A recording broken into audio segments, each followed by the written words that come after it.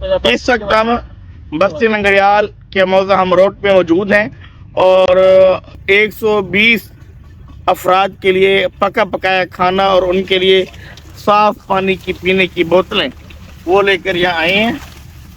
اور یہ آج کا جو پکے پکائے کھانے کا انتظام کی ہے وہ ہمارے بہت ہی محترم جناب مولانا طارق قیوم صاحب ہیں.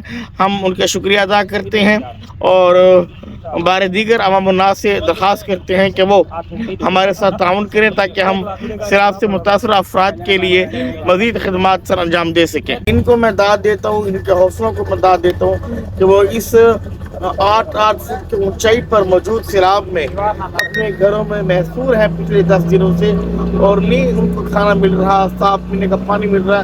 چھوٹے چھوٹے بچے ابھی میں نے کچھ گھروں میں دیکھے ہیں وہ گھروں میں محصور ہیں، ان کے لیے پینے کا دودھ نہیں، جانوروں کے لیے راشن نہیں. تو یہ وہ اندوہناک صورتحال ہے جو ناقابل بیان ہے. میری سامعین سے، ناظرین سے درخواست ہوگی کہ وہ مصیبت اور آزمائش کی اس گھڑی میں جتنا ممکن ہو سکے وہ ان حضرات کے ساتھ تعاون کریں، کوئی بھی صورت بنائے لیکن بہرحال تعاون ضرور کریں.